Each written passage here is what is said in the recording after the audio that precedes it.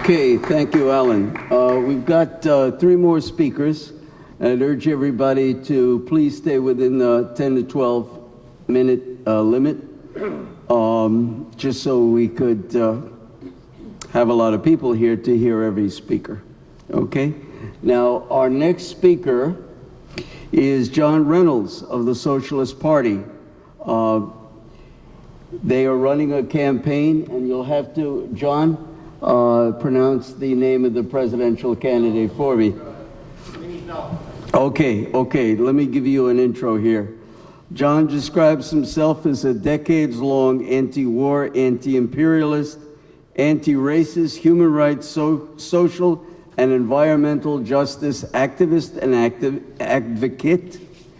John is a proud member of the working class, and that's what I like to hear, who twice ran for local elected public office on a revolutionary socialist program in the tradition of Eugene V. Debs. John's also a Vietnam vet. John is currently chair of the SP of New York State, an organizer for the New York City local of the Socialist Party, USA, and is representing his campaign 2016 in New York.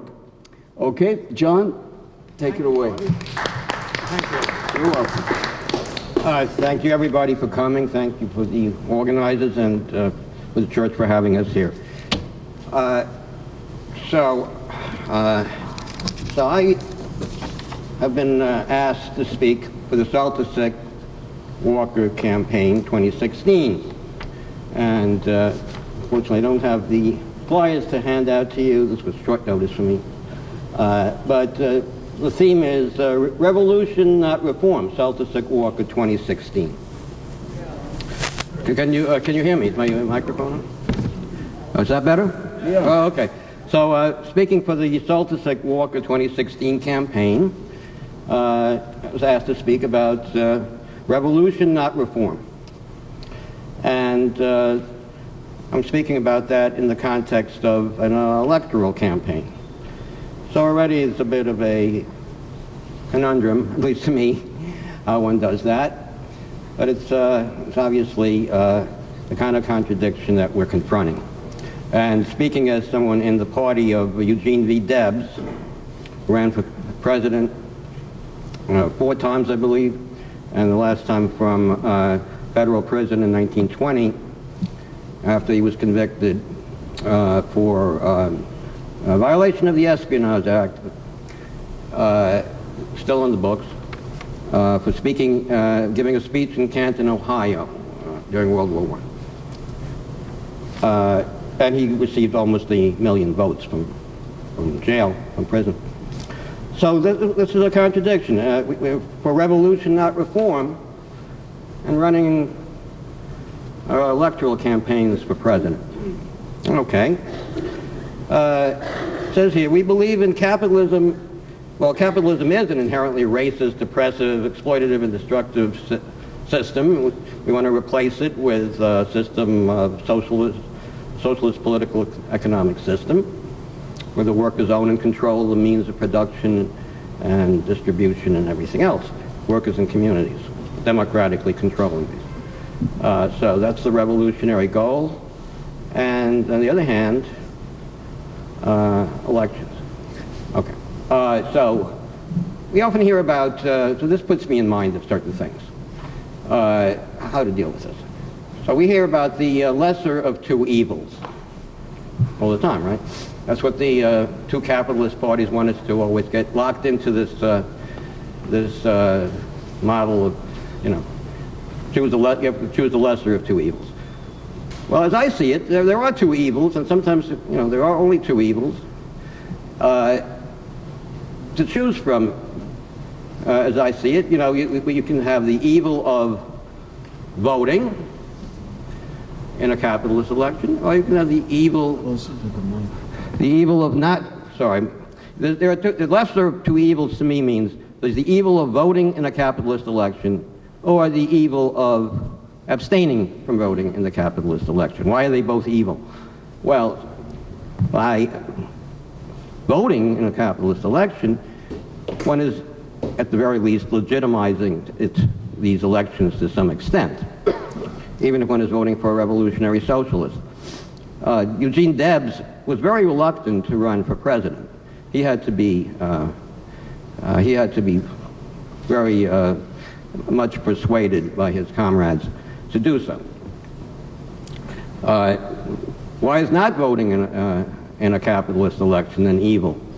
Well, because unless one can do it in a way that one is demonstrating some what one actually believes in, what one is actually fighting for, it's going to inevitably be interpreted by the ruling class as a rejection of democracy. You know, people are not participating.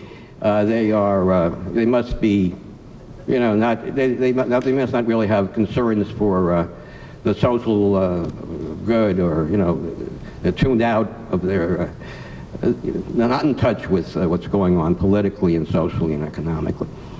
So either way, we're caught in this, you know, we're caught in this bind, voting or not voting, lesser of two evils. So reform, revolution, not reform. What does that mean? Okay, it seems to me one can prepare for elections or one can prepare for a revolution.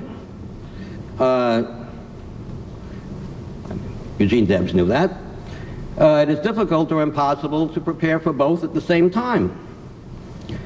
We have imperialism or revolution. So why do we run candidates at all in these capitalist elections? The left in this country, and I have to include myself in this, has had a love affair with elections for a long time. It's become a bit of a fetish, and sometimes a bit of a pernicious fetish too. And I plead guilty. I've run for office twice. I've supported candidates. But we have to understand where we have gone with this love of elections.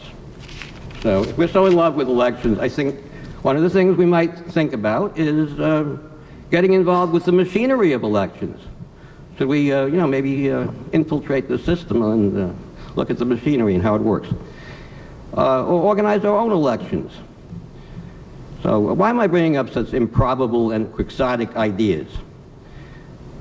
Because I think it would be good to inoculate ourselves about what can and cannot be accomplished with elections.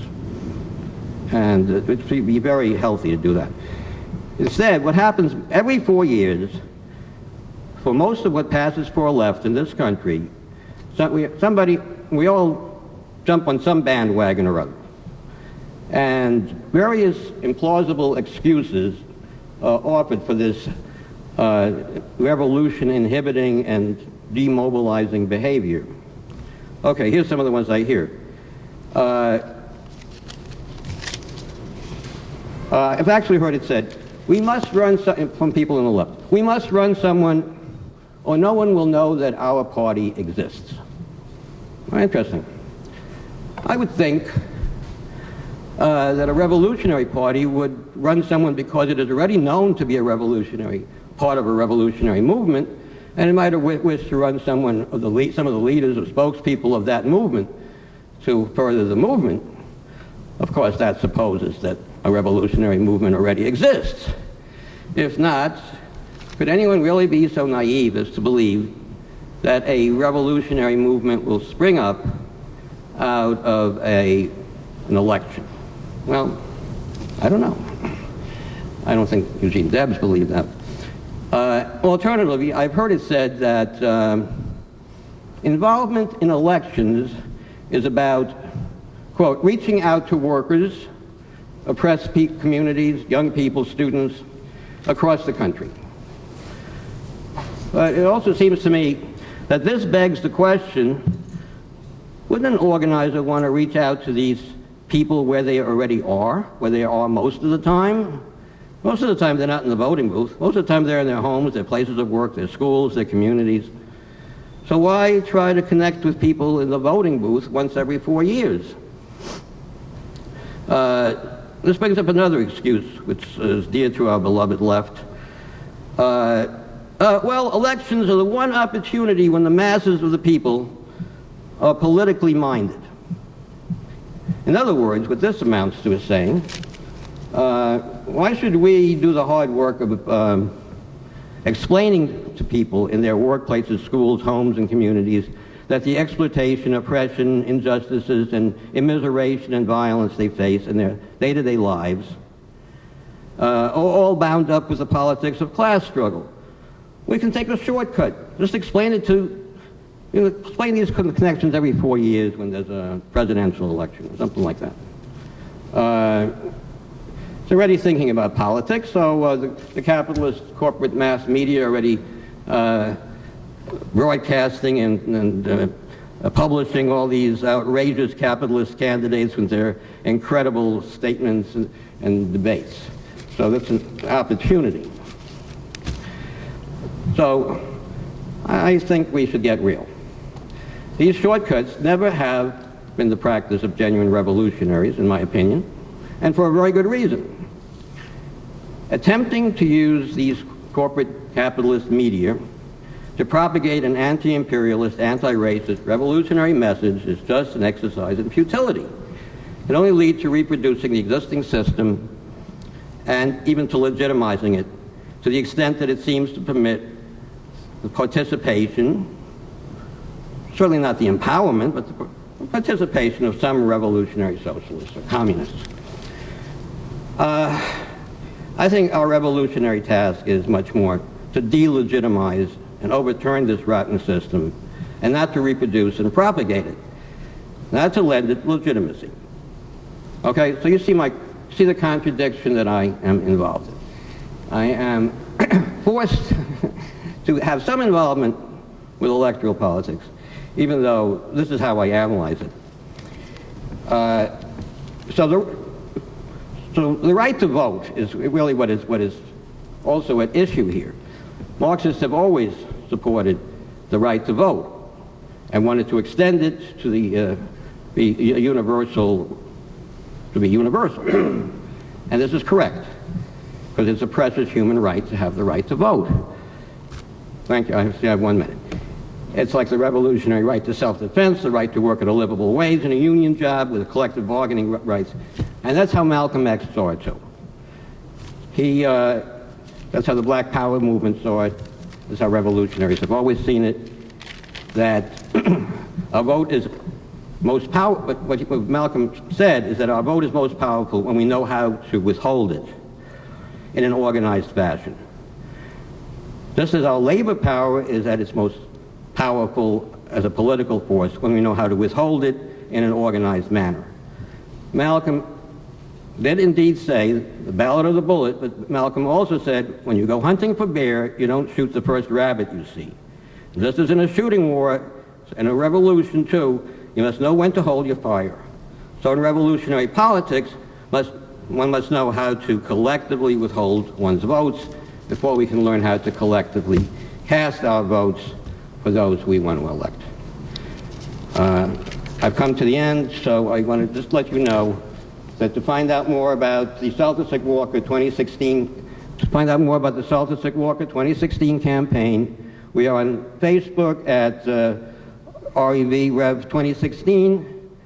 Website is socialist_USA, and we also have www.rev16.us. Email info@rev16.us. Thank you. Okay. Thank you, John. John, I see a lot of protests, so thank you for coming out today. Thanks. Okay, we've got a couple more speakers. I just want to remind people that Socialist Action newspaper is sponsoring the event tonight, and we have a lot of literature in the back, including the newspaper, with special subscription rates. And we have a website, www.socialistaction.org.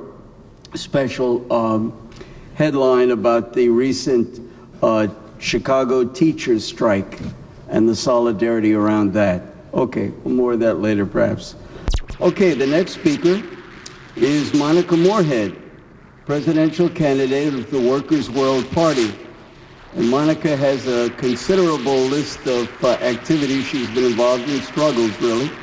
She's been an activist and an organizer for more than 4 decades, a member of the Workers' World Party since 1975. Monica now sits on the party's national secretariat and is a managing Workers' World newspaper.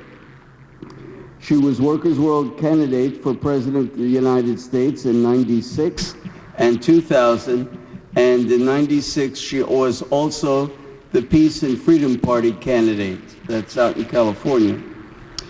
Born in Alabama during segregation, Moorhead became politically active as a teenager in Hampton, Virginia, distributing the Black Panther Party newspaper. She was banned from her high school band for refusing to play the racist song Dixie. Okay, thank you. All right, Moorhead is a former kindergarten teacher. She is a founding member of Millions for Mumia of the International Action Center, an anti-death penalty project, and she co-chaired the historic May 7, 2000 rally of 6,000 people in Madison Square Garden Theater demanding freedom for political prisoner Mumia Abu-Jamal. Thank you for that. And lastly, she co-authored Mumia Speaks, an interview with Mumia Abu-Jamal. She wrote the pamphlet South Africa, Which Road to Liberation, and the essay What is a Nation in the book A Voice from Harper's Ferry. She edited the 2007 book Marxism, Reparations, and the Black Freedom Struggle. Monica Moorhead.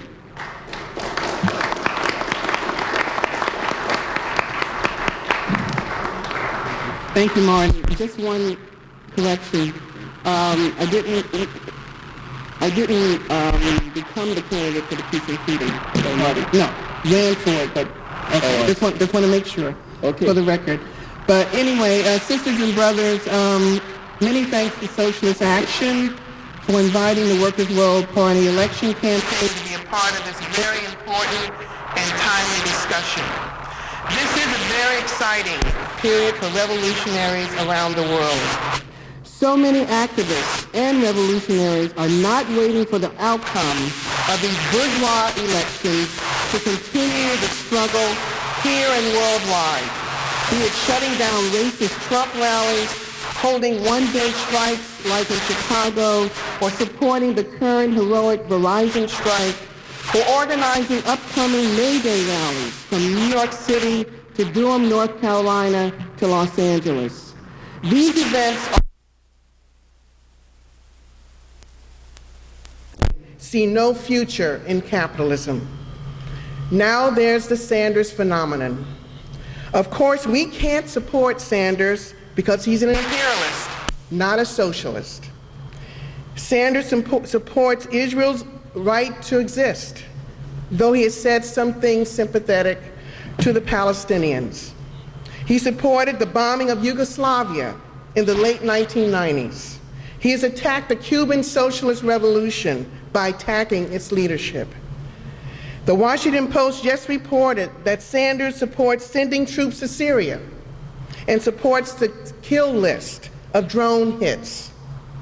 He is working to rejuvenate the Democratic Party, which, like the Republican Party, represents capitalism, instead of leading people away in the independent revolutionary direction. But the main question is, what does it tell us that millions of people, primarily young people, are supporting someone who says that they are a socialist and someone who agitates against Wall Street and the 1%? And as one of the previous speakers said, the Washington Post is an important political barometer in terms of people, especially young people, leaning towards socialism as opposed to capitalism. As a party, we view this Sanders phenomenon as a remarkable progressive step forward for this country, which has maintained its position as the #1 imperialist power based on a steady diet of virulent anti-communism to maintain class rule for decades.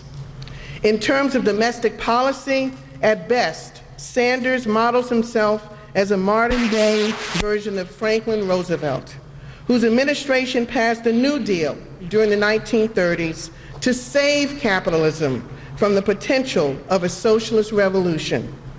Roosevelt had to convince the ruling class that the only way to stave off a revolution was to create social reforms, such as massive jobs program, along with a social safety net in the form of Social Security and unemployment benefits. The New Deal did not usher in socialism, but included capitalist reforms where some capitalist prosperity trickled down to the jobless and hungry masses who were becoming more and more desperate due to their dire living circumstances. Bernie Sanders seeks to carry out his own New Deal with similar social programs like calling for free education in state colleges by regulating the profits of Wall Street and big business through taxation and other means. While his anti-Wall Street, pro-middle class rhetoric is striking a nerve with young people versus his pro-war, pro-Wall Street opponent, Hillary Clinton, his program falls way short of getting rid of the entire capitalist system, root and branch. The laws that govern capitalism can never go back to the days of FDR.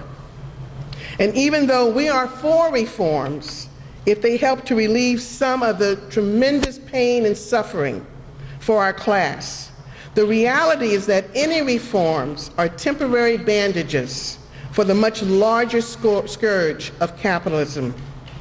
Individual capitalists are driven to make and save profits by the system, and no amount of legal regulations that Sanders is projecting will eradicate widespread inherent corruption and massive wage theft. In our opinion, the acid test for any leftist, especially in this country, regardless of nationalities, is to understand the significance of the national question upon which white supremacist views thrive. This understanding is a major pillar of our election campaign. The difficulty Sanders has had in winning black people over is a good lesson for the left. We know he's been talking about racism and the criminal justice system, but initially he played down the police war against people of color. In fact, some Black Lives Matter forces disrupted some of his earliest rallies because he refused to talk about Black Lives Matter. A few months ago, he even came out against reparations for black people, calling the demand, quote, divisive. Our party says that this is not divisive, but showing support for reparations is showing class solidarity for demand for long denied justice for the descendants of former slaves. And doing this can be, showing this solidarity can be decisive. It is one political expression of the right to self-determination for oppressed peoples. Just last week, the New York Times printed a horrific expose on Jesuit priests who sold over 270 slaves to a Maryland plantation in the late 1700s to pay off the debt of the prestigious Georgetown University. The school did erase the names of these priests off some of the buildings, and now the issue of reparations has been raised by the descendants of these slaves, which the accrued interest amounts in the trillions of dollars for a slave economy that benefited both the North and the South.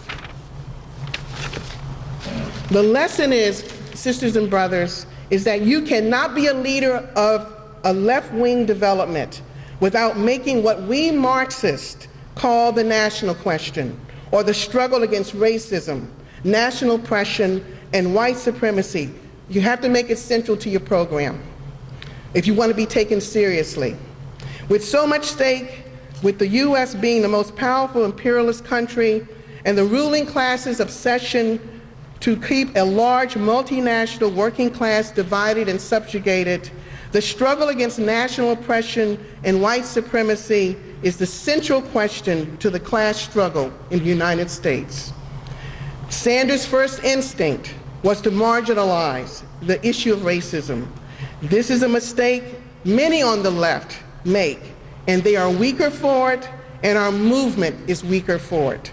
And this is why the struggle against white supremacy is central to Workers' World Party's election campaign, to our party's history. As you can see, and I hope you get a chance to get some of our literature, we have a 10-point program and other literature in the back table over there. Of course, there are dangers for our class. The Trump campaign, which is based on racism and a neo-fascistic appeal to angry white workers, is a serious danger. It is so great that young militants, including immigrant rights activists, Black Lives Matter activists, and anti-racist whites are disrupting Trump events and shutting them down, and many of them are carrying Bernie Sanders signs. That's a great development. And they are showing us all how you fight a racist threat. You don't stop racism by voting for the Democrats.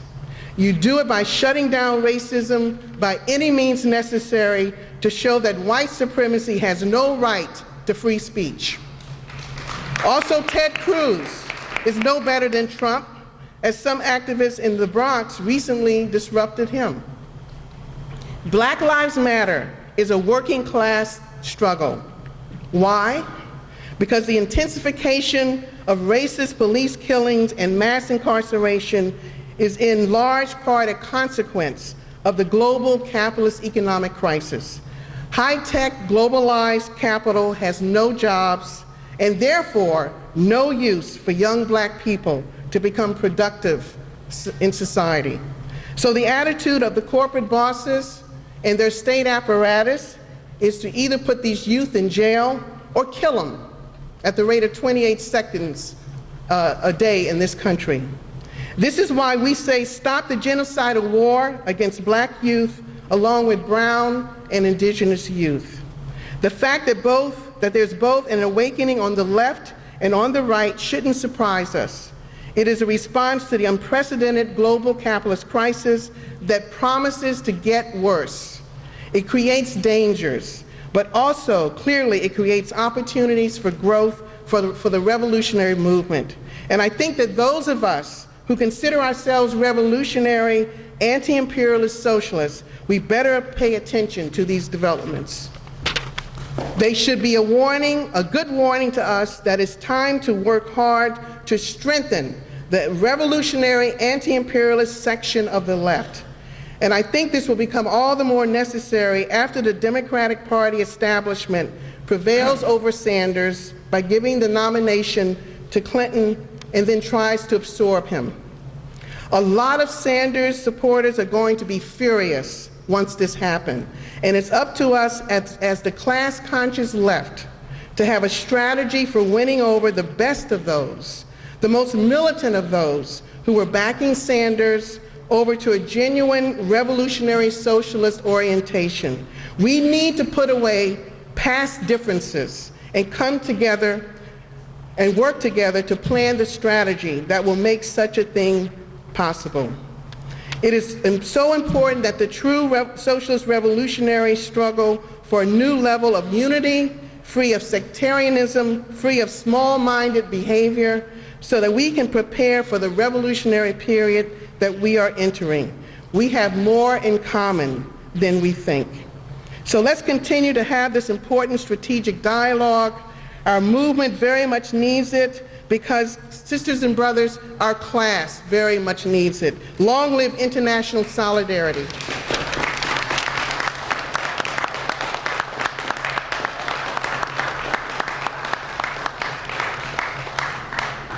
Okay, thank you, Monica. Thank you. Okay, our next and last speaker will be Jeff Mackler. Now, Jeff, during the Vietnam War, served on the National Committee of the National Peace Action Coalition. In the 1960s, Jeff was a grade school teacher in New York City and a participant in the anti-racist struggle for community control of education in Ocean Hill, Brownside. Brownsville. I'm sorry, I got it written right here and I said it wrong. Okay. Today, Mackler is a leading voice in the Free Mumia movement, has written extensively about Mumia's frame-up and the recent racist neglect of Mumia's health, which actually isn't so recent. He is also currently a member of the Administrative Committee of the United National Anti-War Coalition.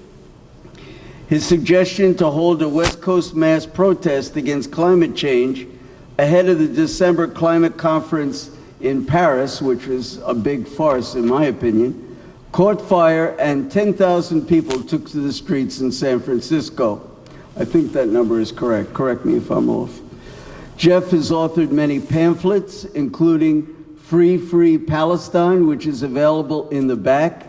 And if you've got a friend who's unclear about what Israel is all about, check out Jeff's pamphlet. It's a great introduction to Zionist racism and its origins, and Israel's horrific 2014 assault on Gaza, Palestine. Jeff's other pamphlets include Cuba's Epic Revolution Undaunted, The Politics of Revolutionary Socialism, and Jeff co-authored Ukraine in Turmoil. Lastly, Jeff is a regular contributor to our newspaper, analyzing and dissecting the capitalist crisis, breaking it down for us non-economists out here, including myself. And Jeff does a great job analyzing the current corner that capitalism is in. In our April issue, Jeff exposes the pro-boss politics of the Democratic and Republican parties in his The Politics of Deception, and also examines what is fascism, a question on all of our minds as we watch the racist and anti-woman antics of the thing called Trump. Especially provocative is Jeff's on-target analysis, when few are on target, of Greece's Syriza party and the mirage of reformism as a strategy. Jeff's contributions are a big reason why people tell us that Socialist Action is the best paper on the left today. Jeff is the National Secretary of Socialist Action, and I guarantee you he's the hardest working guy in the world. Okay, Jeff Mackler.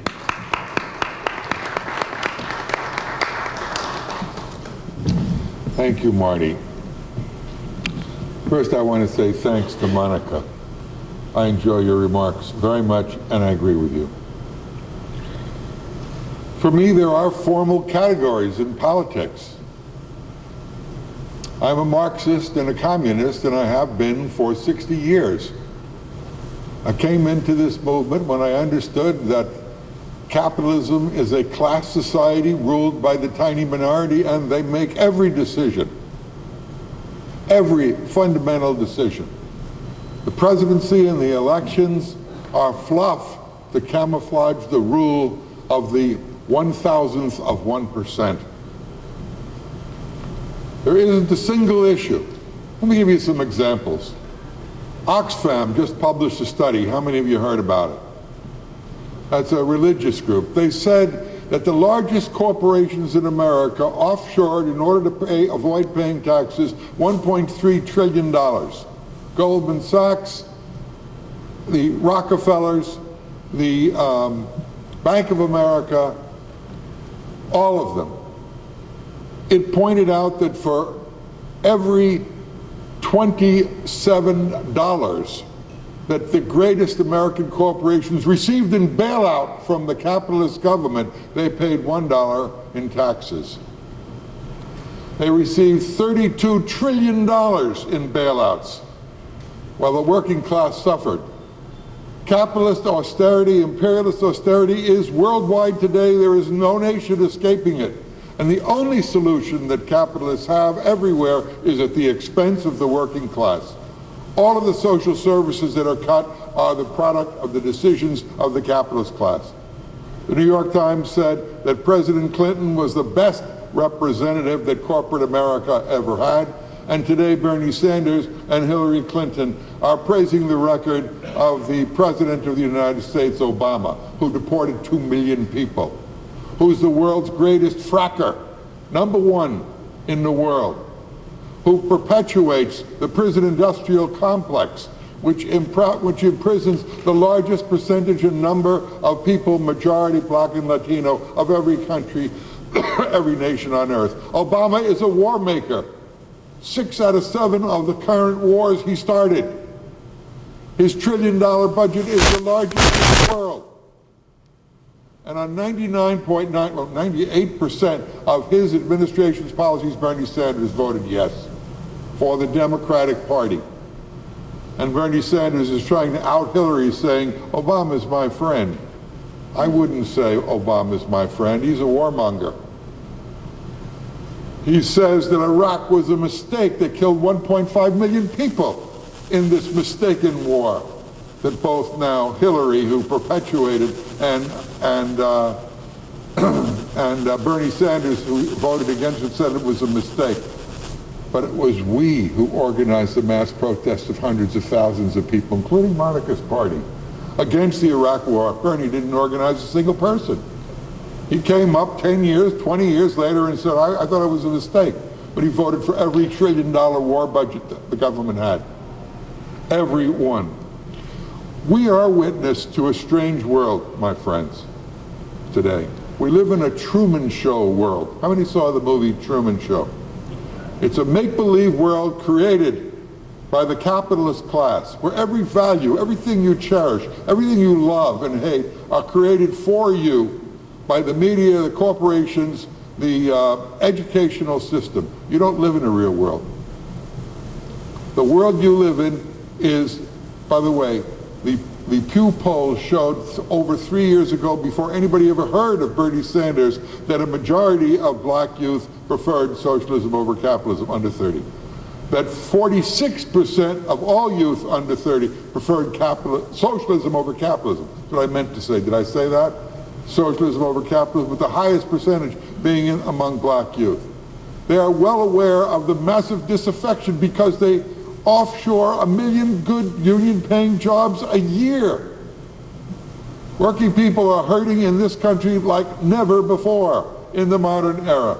And there are no measures, there are no Roosevelts, there are no New Deals, there is just no Keynesian solutions, there is just more and more austerity.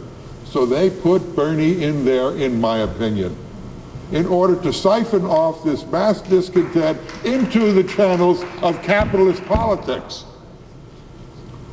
Now, people have grappled with the question tonight, why is it that Bernie doesn't say anything on the Black Lives Matter question? He walked off the stage the first time a Black Lives Matter person attacked him.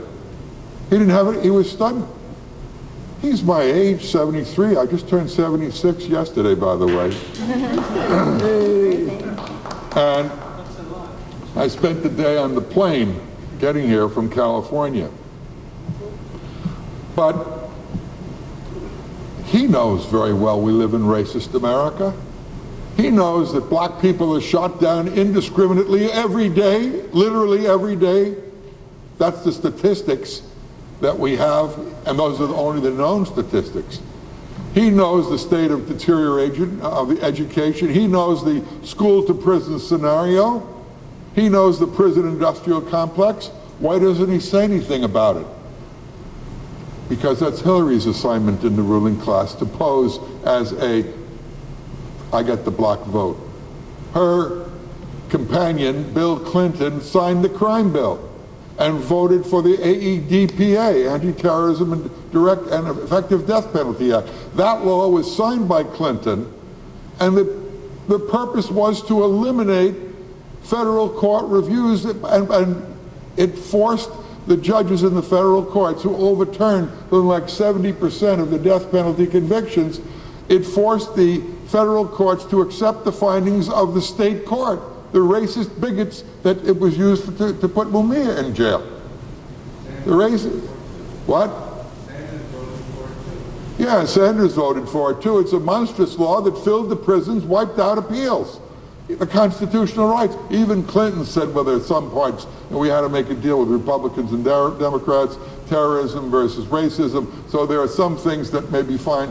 that may be found unconstitutional in the Anti-Terrorism and Effective Death Penalty Act. Effective Death Penalty Act. That means when a racist state court finds a black man guilty, that sentence has to be effective and it can't be subject to appeal. Obama is the biggest spy master this nation has ever had. They're in everybody's room. And it's no longer, it took a Snowden who they want to criminalize to tell the truth. Obama is a war maker. Unless you're missing all the wars in Syria. He says, I want a peace solution in Syria. They just sent more troops over to Syria, but they're already funding 1,300 militias to bring down the government of Syria. That's the truth about Obama's war. You don't hear about the secret wars, the drone wars, all the other wars. So Sanders was thrown in the race in order to get people back into the Democratic Party. He's already said, if you looked at yesterday's New York Times, well, even if I lose, I'm going to continue the struggle by going into the Democratic Party convention, fighting for seats on the platform committee. Because Hillary's delegates, superdelegates, have already gave Bernie 3 people on the committee and gave her, 3 dozen. So he thinks he can write legislation that the Democratic Party platform will stand for. Does anybody here believe that what's in the platform adopted by the Democratic Party determines politics in the ruling class? You believe that? There's nobody that does. But Bernie does. He says, I want more people on the platform committee so we can change the program of the Democratic Party. The program of the Democratic Party is the same as the Republican Party.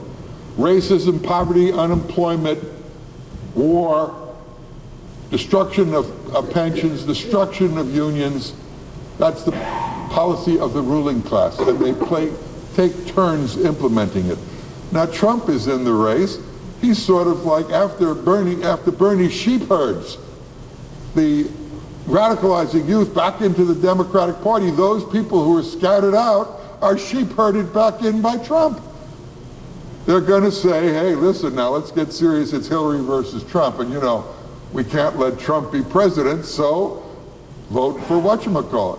That's not to say that some elements of the ruling class, like you pointed out, that Charles Koch, stated, well, I could conceive of voting for Hillary because they don't like an incipient fascist running around with openly racist remarks that's a moron on top of it. You don't have any connections inside the ruling class. Zero.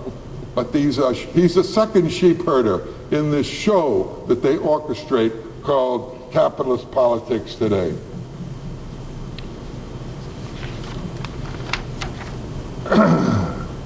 President Obama is the worst we've had in a long time. He makes Richard Nixon's program look like a communist program. He's cut more social programs than any president in the modern era. Probably next to Bill Clinton. He's the proponent of fracking because it creates clean natural gas. Did you ever hear that? Raise your hand if you heard of that. But natural gas is the worst because it releases methane in massive quantities that's 84 times as worse than carbon dioxide as a greenhouse gas. We might as well go back to coal if you want clean energy. And the only reason he stopped offshore drilling, which he's taking credit for on the Atlantic Ocean, is because they have too much of it already, because the price of gas is going down. The only reason he stopped the Trans-Pacific pipeline is because they have a glut of oil, not because of any environmental concerns. The United States and the Pentagon is the largest polluter in the world, the largest single polluter in the world. Obama does nothing about any of this stuff.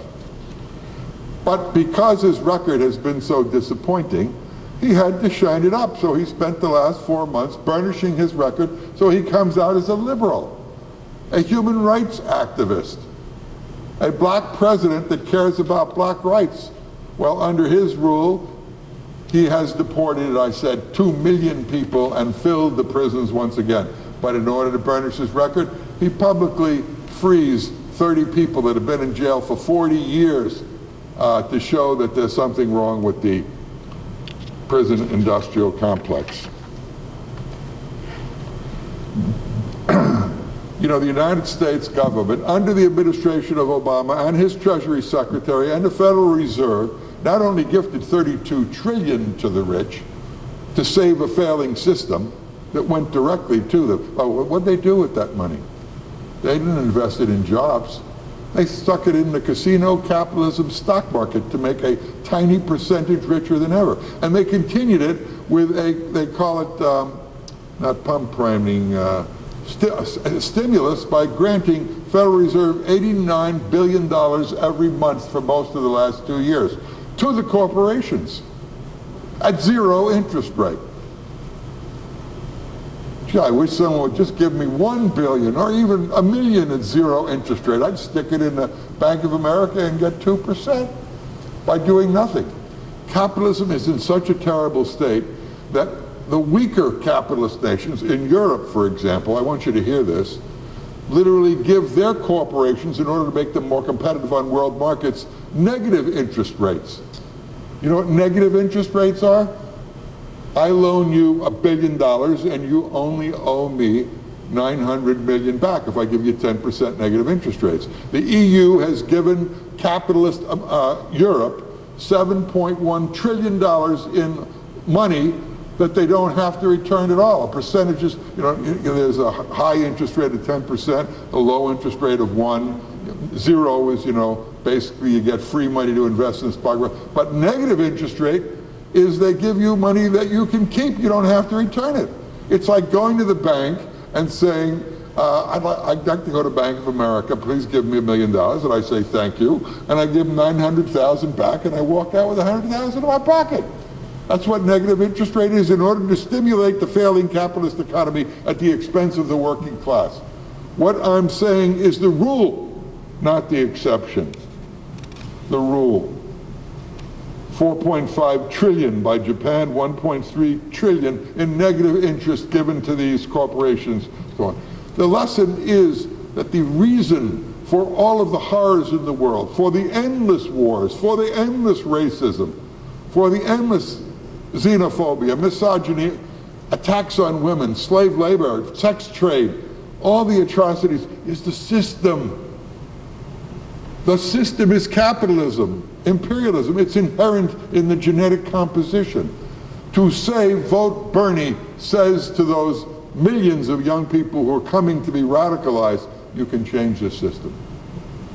You don't have to build an independent organization outside. Although Bernie says, I want to build demonstrations in the millions, but he's never built a demonstration at all in his entire life.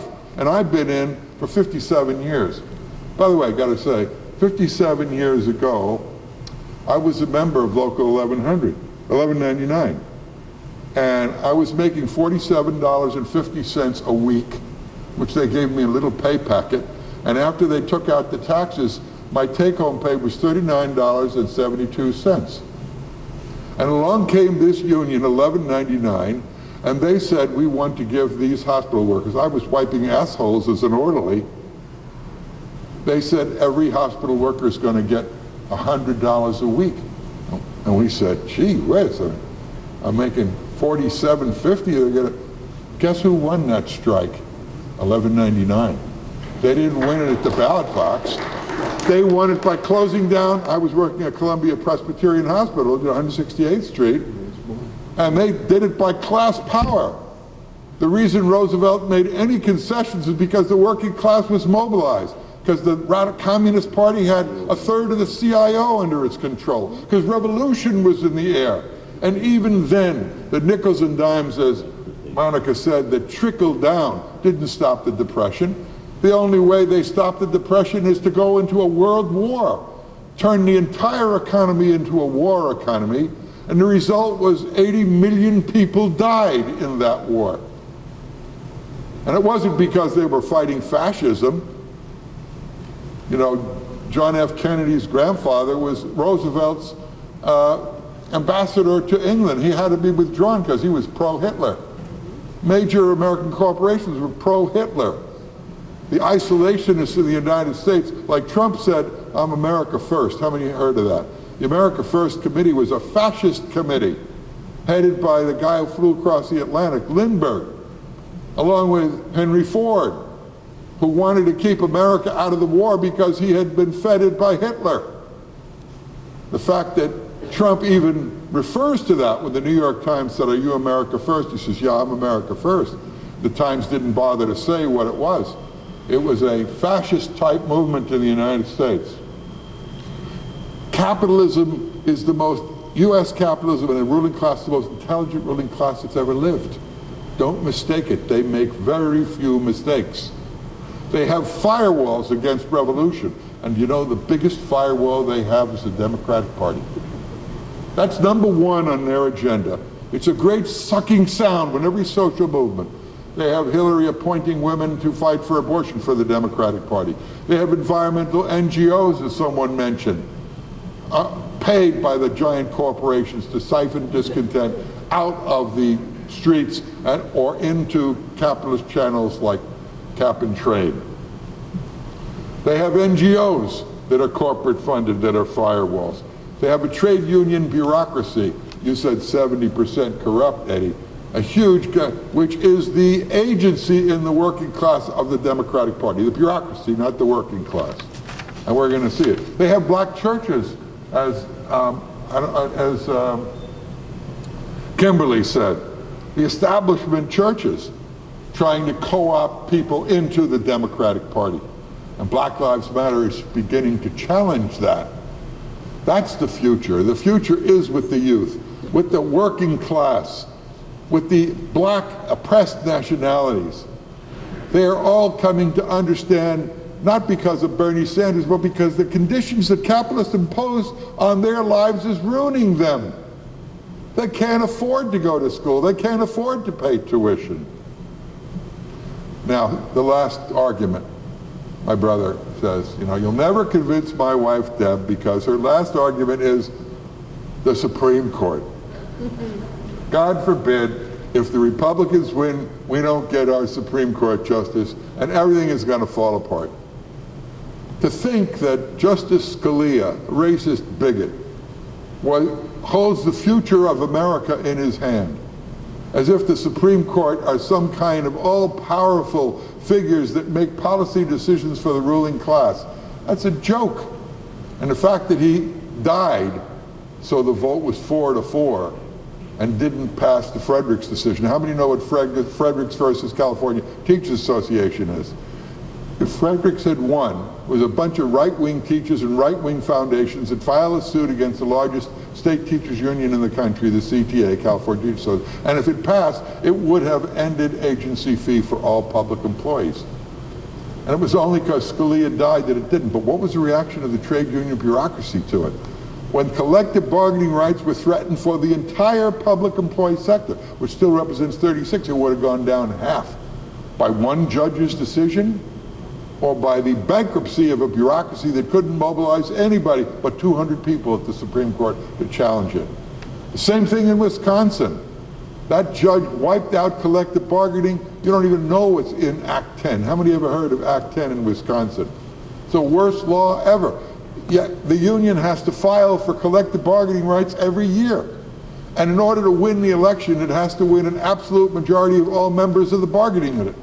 So if there are 1,000 members in the bargaining unit and 499 vote to affiliate with the union and none vote against, so the union wins 499 to 0, the union loses its bargaining rights because 501 people didn't vote.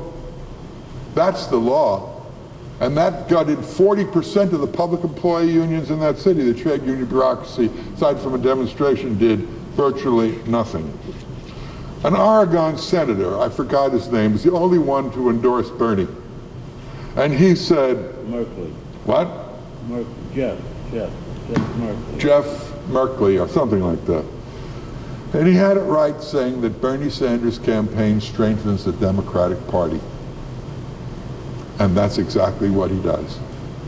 He creates the image that the Democratic Party can be reformed, that you can have a left voice in the Democratic Party. The times are such that Hillary Clinton couldn't even red bait him. because of the climate, not Bernie. In the old days, they would have thrown his ass out in 2 seconds if he said he was any kind of socialist. Today, no candidate can challenge it because there's a deep anti-capitalist sentiment percolating there. And to conclude, we will never channel that sentiment in a progressive direction by thinking that it can be done incrementally through the capitalist class's fundamental institution, the racist, warmongering, imperialist Democratic Party in all of its manifestations. Did Bernie distinguish himself in all the years he was a senator in mobilizing working people on any issue that anybody can mention? On one issue, pick an issue. Any Democrat in Vermont that ran against Bernie was shunned by the Democratic Party National Committee. They wouldn't give him a nickel. They only supported the Democrats, Bernie Sanders, Bernie, but not his Democratic Party opponents who were to the left of Bernie, because he was a useful tool, and he's a useful tool today. And whatever crumbs he leaves out, healthy people that say, I'm not going to vote for Hillary, they just have the monster Trump saying, you better, otherwise I'm going to be president and destroy the world. I'll close on this. Years ago, when I talked about the Democratic and Republican Party, and knowing what I do about formalisms like class politics, I jokingly said, one day the choice is going to become between, in the United States, Hitler and Mussolini. And my liberal friends are going to say, Jeff, I know Mussolini is bad, but he made the trains go in Italy, or whatever it was he did, and we got to stop Hitler. And for years, my Democratic Party friends used to say, we have to vote Democrat, otherwise we're going to get Barry Goldwater, the fascist. Didn't they say that about every right-wing Republican that ever ran? We got to vote Democrat, we're going to get fascism. Then I made another prediction years ago. I said, one day, if the Democrats feel it necessary, they're going to run, well, I didn't say it that way, I'm not that psychic. I said, if the Democrats ran Lenin or Marx for president, I wouldn't support him. I don't give a shit what Marx said. If he was standing on the platform of the oppressors, that was his whole life work, to build a party, a class movement against the capitalist parties. That's what Marxism is. It's class independence. It's the organization of the working class to challenge capitalism, to take power. That's not what Bernie's mission is. He's a two-bit reformer whose friends have to write up programs for him, and to help that is a disservice to those radicalizing young people.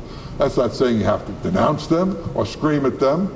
Monica's right. We have to talk to those radicalizing youth, those Black Lives Matter youth who have illusions in Bernie. We want to win them to a revolutionary program.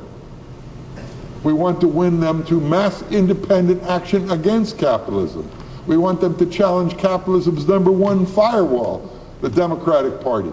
And you're not going to do it by catering to their backward side, but rather showing them where the light of revolutionary politics really is, and not by abstention, not by denunciation, not by quoting Marx from some biblical text, but by independently organizing the working class in its own interests in united front ways, like we do in the anti-racist movement, the anti-war movement, and the civil liberties movement. That's the source of all change. And that's why I agree with Monica. We have to put aside secondary questions to mobilize millions in the street against U.S. intervention everywhere in the world, including Syria, and not accept the lying propaganda of the capitalist class. So with that, I want to thank you all, especially because I was looking at this clock and I could swear you were all going to leave before I said anything. Because Marty filled up the speaker's platform with a bunch of wonderful people who gave us an extremely worthwhile exchange opportunity to discuss and debate. Thank you very much.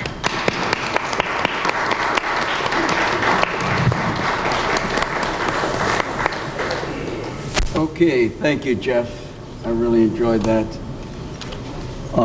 Before we go into questions and answers and comments, because I know, this is the left in New York again. I know people really want to just say something rather than ask questions, probably.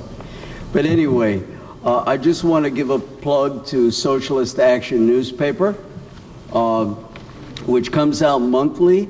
The cover story is about the Chicago teachers strike, the one-day strike. I was in Chicago for that, attending the Labor Notes Conference, which was like a couple of thousand people, maybe more actually. But the people attending the Labor Notes Conference went out to support the teachers. I got on a bus and went out to be with the airport workers who were striking for 15.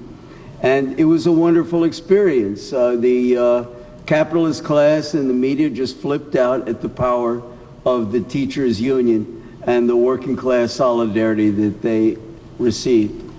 So I ask you to check out this article in the recent issue. And if you enjoyed Jeff's speech, Jeff has got two very pertinent articles in the paper: The Politics of Deception, Trump and Cruz versus Sanders and Clinton. And over here, What is Fascism? And with the rise of Trump, you know, a lot of people say, well, we're moving in that direction. Jeff tries to analyze that and put it in a historical context. So, okay, with that.